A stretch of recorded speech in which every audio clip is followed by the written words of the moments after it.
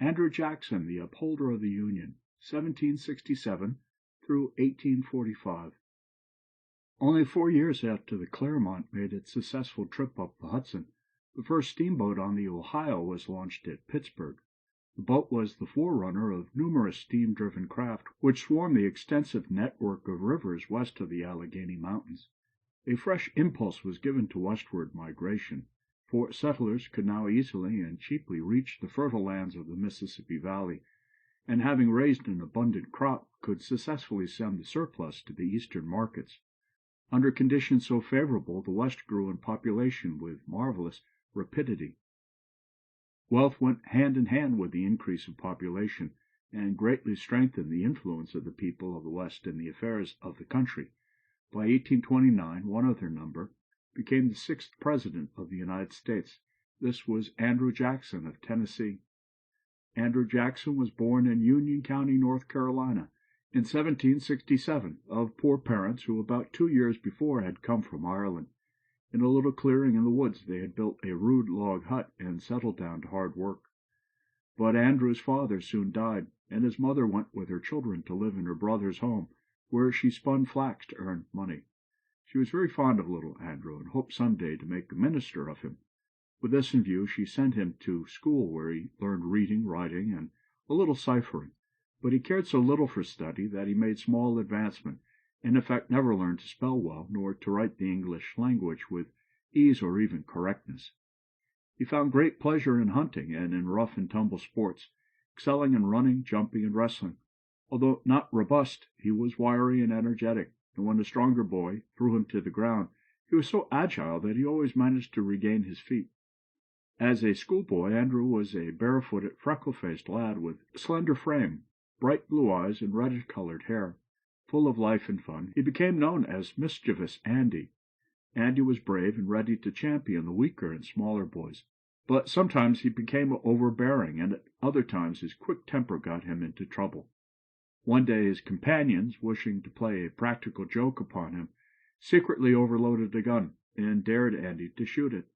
The fearless little fellow, seizing the gun, shot it off, and was kicked violently upon his back. But quickly jumping up, his eyes blazing with anger, he shouted, "If any of you boys laugh, I'll kill him." The boys did not laugh. While he was yet a lad, the Revolution broke out, and there was severe fighting between the Americans and the British near his home. His love of action, which up to that time had expressed itself in out-of-door sports, now took a more serious turn. War became a passion with him, and from this time he could not visit the local blacksmith shop without hammering into shape some form of weapon. Once, while fiercely cutting weeds with a sigh, he was heard repeating these words, "Oh, if I were a man, how I would sweep down the British with my grasped blade." In the course of a few years, young Andy had real British soldiers to fight, for he was only 13 when he was made a prisoner of war. One day, soon after his capture, a British officer ordered him to clean his muddy boots. The fiery youth flashed back, "Sir, I am not your slave. I am your prisoner, and as such I refuse to do the work of a slave." Incensed at this reply, the brutal officer struck the boy a cruel blow with his sword. Andrew saved himself from the brunt of the blow, but received 2 severe wounds, the scars and the bitter memory of which he carried through life. These indignities were but a beginning.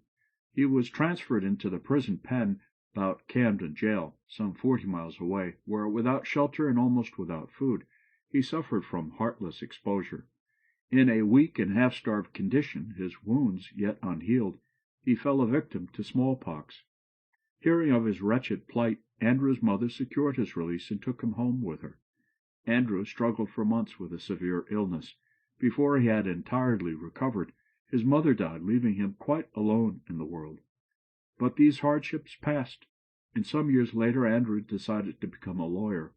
After studying law for a while, at 21 he crossed the mountains with an immigrant party into the backwoods region of Tennessee.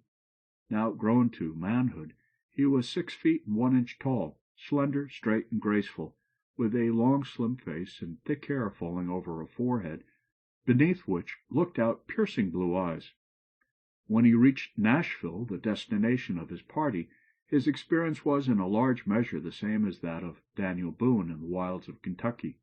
When the women of the settlement went out to pick berries, and when the men hoed corn in the clearings, some of the settlers, gun in hand, with watchful eyes stood guard against attack from stealthy Indians. To the dangers belonging to backwoods life, Jackson was greatly exposed. The courthouses in which as public prosecutor he had to try cases were in some instances hundreds of miles apart. In going from one to another he journeyed alone, and sometimes had to remain alone in the woods for 20 nights in succession. In periods of unusual danger he dared not light a fire or even shoot a deer for fear of Indians.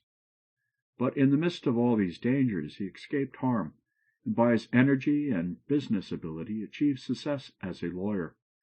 In time he acquired the means to become a large landowner. After his marriage he built a house which he called the Hermitage, on a plantation of 1,100 acres, about 11 miles from Nashville. Here Jackson lived with his wife, whom he loved with a deep and abiding affection. They kept open house for visitors and entertained large numbers of guests at a time, treating rich and poor with like hospitality. His warm heart and generous nature were especially shown in his own household, where he was kind to all, including the slaves. Having no children, he adopted 2, one of whom was an Indian baby boy who had lost his mother. Of these children Jackson was very fond. Indeed, childlike simplicity was always one of his striking traits. Not even when he became a noted man did he give up smoking his corn-cob pipe. But we must not think of him as a faultless man, for besides being often rough in manner and speech, he had a violent temper which got him into many serious troubles. Among them were some foolish duels. After one of his duels, with a ball in his shoulder and his left arm in a sling, he went to lead an army of 2,500 men in an attack upon the Creek Indians, who had risen against the whites in Alabama. These Indians had captured Fort Mims, which was in southern Alabama, about 40 miles north of Mobile, and had massacred 500 men, women, and children seeking shelter there. Although Jackson was weak from a long illness, he marched with vigor against the Creeks. In the campaign he endured much hardship, increased by the difficulty of feeding his 2,500 men in a wild country, where they almost starved for lack of food. Under such conditions, Jackson had to exercise much firmness and tact to keep his army from deserting and returning home. The following incident is told to show in what way he won the confidence and love of his men. A soldier, gaunt and woebegone, approached the general one morning, while he was sitting under a tree eating, and begged for some food, as he was nearly starving. "It has always been a rule with me," replied Jackson, "never to turn away a hungry man when it was in my power to relieve him, and I will most cheerfully divide with you what I have." Putting his hand into his pocket, he drew forth a few acorns, saying, "This is the best and the only fare that I have." But in spite of all his drawbacks, Jackson conquered the Creeks, and thus broke for all time the power of the Indians south of the Ohio River. Not long afterward he was sent at the head of an army with the rank of Major General to defend New Orleans against an attack of the British, who hoped to get control of the lower Mississippi and all the southern part of what was then known as the Louisiana Territory. When Jackson went down to New Orleans he was in such extremely poor health that he was hardly able to sit on a horse. Nevertheless, he worked night and day with unflagging energy, arming his men and encouraging them to meet the overconfident British foe. The British army consisted of 12,000 veterans, fresh from victories over the great Napoleon. Naturally enough, they despised the American backwoodsmen. Their confidence seemed reasonable, for they numbered twice as many as the Americans. On January 8, 1815, the British made a vigorous assault on the American lines, but they were mowed down with such terrible slaughter that at the end of 25 minutes they were forced to retreat with a loss of 2,600 men in killed and wounded. The Americans lost only 21. The resolute courage and unwearied action of Old Hickory, as Jackson was fondly called by his men, had won a signal victory. Through his military reputation, Jackson soon became very popular.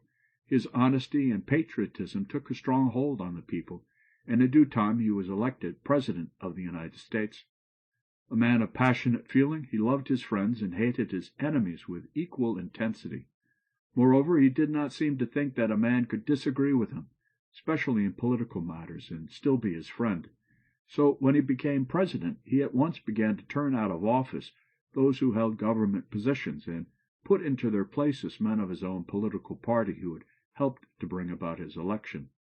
Thus was introduced into our national civil service the spoils system.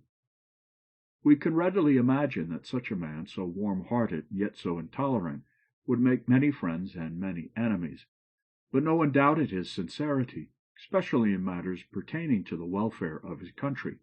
His absolute fairness and his high sense of duty are well illustrated by his dealings with the Nullification Act. By reason of a high tariff passed for the protection of manufacturers in the North, South Carolina declared that she would not allow any such law to be enforced in the state. This declaration was called the Nullification Act. Jackson himself did not favor a high tariff, but he was firm in his purpose that whatever law Congress passed should be enforced in every state in the Union. When therefore he heard of the action of South Carolina, he rose to the full height of his executive authority. The news came to him as he was quietly smoking his corncob pipe. In a flash of anger he cried aloud, "The Union, it must and shall be preserved. Send for General Scott." Troops were speedily sent to compel obedience, and South Carolina withdrew her opposition.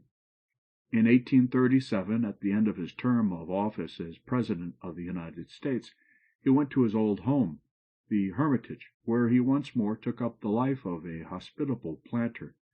He was now nearly 70 years old, and a constant sufferer from disease. With his usual stubborn will, however, he battled for several years longer. He died in 1845 at the age of 78, one of the most striking figures in American history. His prompt and decisive action in compelling South Carolina to obey the tariff laws did much to strengthen the Union, for it prepared the nation to ward off the greater danger of secession, in which South Carolina took the lead 28 years later. End of chapter 21.